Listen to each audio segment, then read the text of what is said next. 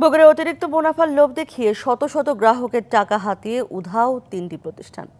সমবায় সমিতি সনদ আছে এমন প্রতিষ্ঠানের সাথে নিজেদের নাম জুড়ে গেল কয়েক বছর ধরেই কৌশলে চলে প্রতারণা।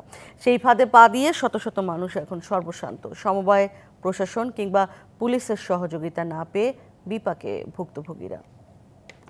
আমি পাও ধরছি, মামা আমি গরু বেচে ঠিকানা তুলছি, সেই ঠিকানা আমাকে দাও। সর্বশান্ত মর্জিনার সঙ্গী কেবল চোখের জল। রাজধানীতে বাড়ি বাড়ি কাজ করে সামান্য সঞ্চয় দিয়ে করতে চেয়েছিলেন নিজের জমি।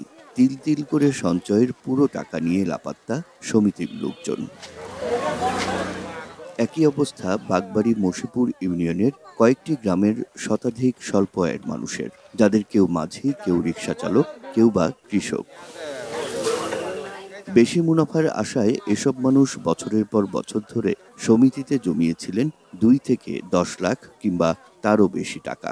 কিন্তু জমানো সেই টাকা নিয়ে লাপাত্তা আশার আলো সঞ্চয় ও ঋণদান সমবায় সমিতি, ছোট ইটলি আশার আলো ফাউন্ডেশন, একতা সঞ্চয় ও ঋণদান সমবায় সমিতির কর্তা ব্যক্তিরা। আমি জমি বিক্রি করছি, গরুরা বিক্রি করে দিয়ে ওর কাছে রাখছি, 2 বছরে 1 টাকাও পাইনি। টাকা চাইতে গেলে আমার অনেক কিছু হুমকি দেয়, যার জন্য আমরা বেশি ভয়ে কোথাও বলি না। জমি কেনা, মূলধন গঠন সহ নানা প্রলোভন দেখিয়ে প্রতারক চক্র হাতিয়ে নিয়েছে অনেকের 30 লাখ টাকা পর্যন্ত। থানায় অভিযোগ করা আছে, আপনার ফাঁড়িতে অভিযোগ করা আছে। ওই গরিব মানুষ, আমি ওই কেস চালাতে পারবো না।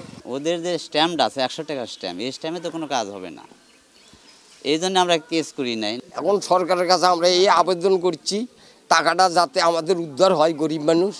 একতা এবং আশার আলোর নিবন্ধন বাতিল হয়েছে জানিয়ে এ বিষয়ে কথা বলতে রাজি হননি জেলা সমবায় কর্মকর্তা। বক্তব্য দিবেন না সেটা অন ক্যামেরা বলে দেন আমাকে। নিবন্ধিত সমিতির নাম ব্যবহার করে বছরের পর বছর এসব প্রতিষ্ঠান প্রকাশ্যে সাধারণ মানুষের সর্বস্ব লুট করে নিলেও নির্বিকার দায়িত্বশীলরা। Rakib Jewel, DBC News, Bogura.